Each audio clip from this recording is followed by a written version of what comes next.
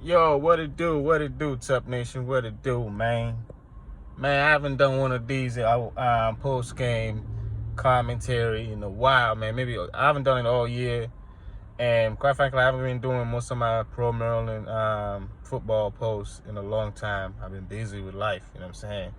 But today, man, today was the day, man. This program gave me so much joy today. Mike Loxley football team brought so much joy to every Maryland diehard fan. If you're a real Maryland diehard fan, there's no way you come away to this loss at Michigan don't feel like some good is coming to this program. Something bright, something shiny. You know what I'm saying? I can see trophies in this fucking program in the future. I'm trying to tell you guys, we've made massive improvement. Just the discipline improvement we showed in 1 week tells me this guy, this kids, this roster, any other team under Mike Loxley, this team, these are Loxley guys. These guys love Coach Loxley, all right? Because you got to care about your coach for these guys to do what they did in 1 week. 15 penalties, and they didn't get one. Today they only came out of today's game with just one, and even that one was one late, and it ended up not even mattering because my man Edwards, I got more to say about that kid, because I believe he's better than Tualia.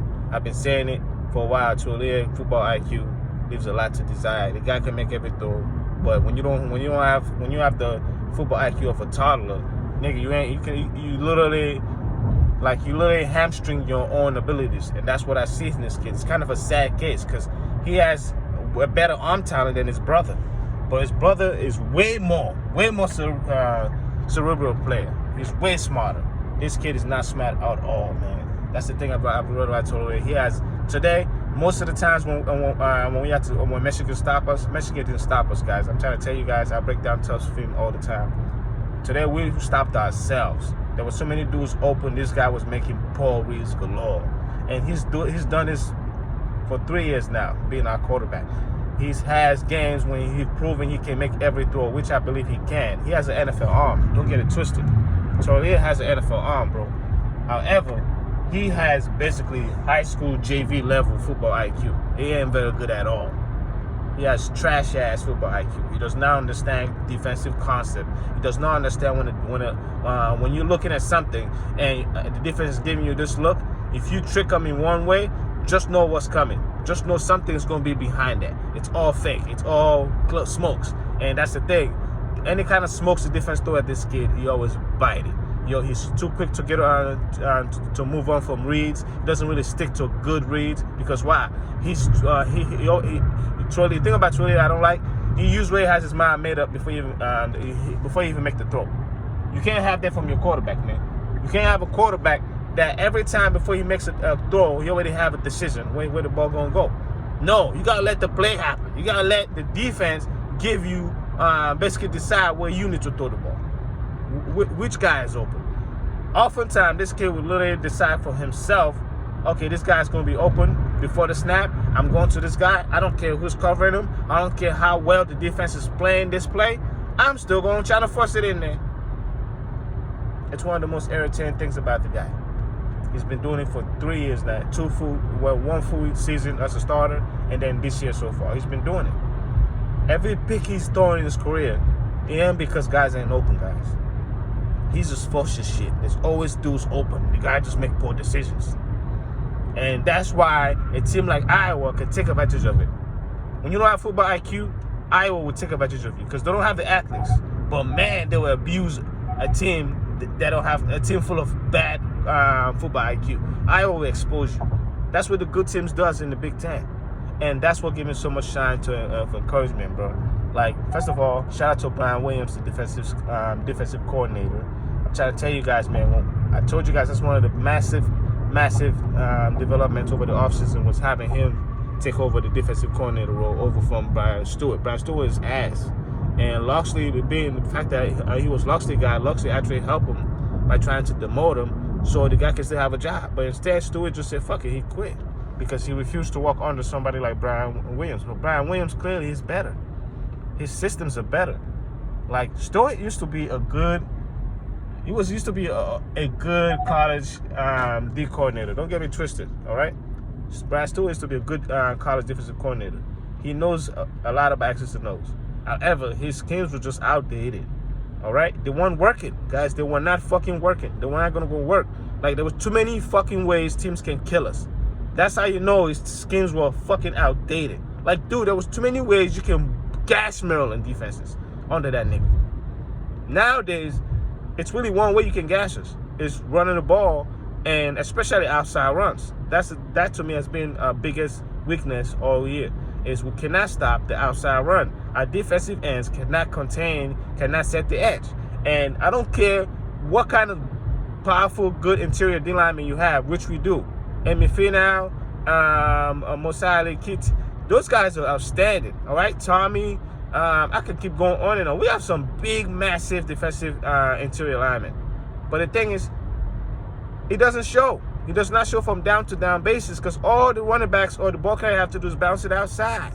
He's going to have a massive game. So why even trying to deal with our massive gut in the middle when you can just when teams know we have defensive ends that keep crashing in the inside, that just does not understand the concept of setting an edge, making sure the ball never get outside your shoulder, never get outside your outside shoulder. These guys just don't get it. And that's really our biggest problem. And early on in the year, I thought it was a scheme thing. It was a Brian Williams thing. But Brian Williams showed me throughout the season he can make adjustment. So clearly what it is to me, it's a dudes thing. We need dudes. We need better D-line dudes. That's our biggest weakness now I see on this team. We've made a lot of massive improvement in recruiting because of Loxley. Now, Loxley, I need you to go get us some dudes on the D-line. That's the next level for us. Because I see against a team like Michigan, we can't get pressure. We can't really impact the quarterback. And then, what even took me off even more, this dude was out there running around like a fucking a chicken with his head on fire. And we couldn't bring him down. Those could have been massive tackles for loss. Massive tackle for loss. Game-changing plays. But it didn't happen. So, but that's a lot to learn from this game, guys. I'm trying to tell you, don't even get me started on the refs fucking us. Because basically that's what they did. That was a fucking.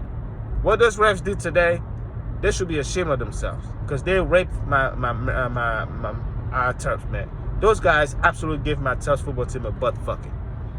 Those fucking Michigan paid for reps, those guys were useless fucking motherfuckers. Like, gift this niggas 2 INTs that weren't no fucking INTs. Like, what's wrong with this nigga? And what pissed me off more than any fucking thing, they didn't even review the motherfucker. Like, how fucking corrupt can you motherfuckers be that you can't even review turnovers? I thought that's the whole point of fucking having reviews. That's the whole point of them delaying games almost an hour every fucking game day and just reviewing shit. They told us that it's gonna make the game they're only gonna review penalties, turnovers and touchdowns. This nigga's review neither today, bro. Irritating ass shit, man. Irritating shit. Both INTs Michigan got were not INTs, guys. They both hit the floor. The ground helped them make the catch. That's the whole point of watch replay. Why didn't the refs even go to it? That's what irritated most Maryland fans. And I what's even more lovely, that Michigan fans themselves felt shameful, because that shit was trending on Twitter. For a while, that's what everybody was talking about. Like, why is Big Ten refs so corrupt? Everybody could saw the Big Ten, the refs in the Michigan game against Maryland. They were out to get Maryland. There were too many chances that these guys give Michigan easy calls. It can't happen, man. It can't happen. But those things will happen on the road against the Blue Bloods. It will happen. And the fact that my guys still fought through it and only lost by 7 tells me we on our way, bro. We on our fucking way. Now, again, we need to start Edwards next week against Michigan State. That kid has football IQ. I don't give a fuck how elite Toledo Arm is. When he makes fucking Paul Reeves 1 out of every fucking third throw, this guy will make a Paul fucking read. I don't like a quarterback that kind of ratio when he's gonna make a Paul fucking read 1 out of every 3 throws. That means this nigga is either he sucks at studying film, or he sucks at understanding defensive concept, what the defense is actually trying to fucking do to him. That's the whole point of playing fucking quarterback. You gotta know what the defense is trying to do to your ass. At least if you want to be good as a quarterback, you gotta study defenses as much as you study offenses. Because you got to know exactly what our defense is going to attack certain offensive schemes. And then the good quarterbacks, that's they walk around it. Like, come on, bro. Like, this kid had a lot. So I'm trying to tell you guys, Edwards is the dude. We need to start Edwards. But of course, Mike Loxley probably not going to listen to me. But hey, he doesn't listen to me, man. Clearly, the guy know what he's doing. Like I've always said, I'm a pro Mike Loxley dude, die-hard Mike Loxley dude. I'm happy for him. So to see us succeed under Mike Loxley is the best thing in the world. Because I'm trying to tell you guys, this thing is just starting. We about to take off as a program, but the recruiting is only going to get better. I'm trying to tell you guys, that's the next step. When Loxley first came out, he can sold kids on dreams, on like the best is ahead. Kids will believe that, but until you start showing actual result on the field, kids will eventually, that thing won't work for a 4-year window. And this year was the year of the show me. Recruits wanted to show me Maryland, show me the best is ahead. And doing the shit we just did today, that's exactly the type of shit that would show kids the best is ahead. Yes, last year or any other year, after that first kickoff when the ball bounced off Ty Felton's head. By the way, Ty, if the moment is too big for your kid, like, you gotta be a good team player, bro. Tell the coaches, listen, I don't want to return kicks. Like, cause this is the second fumble in 2 weeks. Like, I believe in your speed, I believe in your ability, but if this movement is too big for you, sometimes the movement is too big, sometimes it's too soon to get out there. I need you guys to understand. Being a Mexican with 100 motherfucker, over 100K motherfuckers on your head, that shit ain't easy, bro. So I can understand if a kid is nervous. But what I can't forgive is you letting a football bounce off your head on kickoff, bro, to start the game. That cannot happen. That cannot happen. If you can't catch it, like, it's like, that was so bad. But any other Maryland football team, roster, fold after that. Fold. In fact, that's what most of our guys were watching for. Right after that play, I was like, yep. There go the reason to quit. Now let's see if they'll fucking quit. They have the reason now to quit. But no, this team was different. They put together a nice drive, went all the way downfield, settled for 3. Beautiful, brilliant, smart decision by Loxley not to go for it there. Because had we not get that initial drive after that fumble and Michigan go back and score another touchdown, it's a wrap. So, again, that tells me everything about this team is getting, not only is the talent getting better, but the X's and O's are getting better. The decision-making is getting better from the coaching staff. And now the kids actually showing they want to win, because what they did in 1 week to clean up the Panthers, that can only be done by a team that want to win, that give a fuck. I feel like most of Maryland rosters on Loxley, I feel like most of the time, they don't look like a team that really give a fuck. They didn't give a fuck enough. These guys give a fuck. They want to win, and they care about Loxley. And that can only mean good things in the future. I'm trying to tell you guys, after what we did today at Michigan, guys, there's no one who cannot be on our schedule, not named Ohio State. No one who cannot be. So let's just hope these guys keep this is a stepping stone. Not like a once in a blue moon thing when it's going to be like, yep, that could have happened. Just like basically even Canada had a movement like this against Ohio State. Let's not beat that movement. We need to, this has to be the norm, when we show up and we compete against anybody, anywhere. Again, I'm so proud of this roster. I'm so proud of this team. I'm so proud of Coach Loxley. So proud of this staff. So proud of these players, every single one of you guys, right? Now, let's learn how to stop the run, because we ain't going to win much in the Big Ten if we can't stop the run, all right? Especially with the offense we have. We got to stop the run, get the offense. I don't care if a team throw the ball around. You saw what happened against MSU. They're going to eventually throw a couple to us. But you're going to have to force them to throw the ball. Today, we couldn't do it, all right? Because we couldn't set the edge. We came in knowing that they have a running back that is not that big, that literally get 90% of his runs on outside runs. And we just simply didn't get that. Couldn't get that concept and stop it. That's going to happen. Sometimes you just don't have the dudes, because Michigan have a wonderful O-line. All right. Now, don't get it twisted. They got it with a lot of holding today, even a couple of false starts, including the Michigan got it with the false start in that late second quarter touchdown when on the fourth down, when 4th and 1 and Crum just break it outside. That was a false start. At least 2 Michigan dudes were moving before the snap. They didn't call it. That's okay. And all of that, before even the snap, the ref signal to stop the play so they can bring the chains.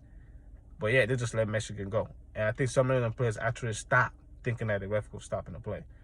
All those things are learning movement, a learning experience. That's what I'm trying to tell you guys. This game has a chance to do us wonders. Like I'm trying to tell you guys, if this program become a national championship caliber in 3 years, look at this game and say, this is why. This was the game. All right? So again, guys, go motherfucking Terps, man. Go motherfucking, always go fucking Terps and no one else.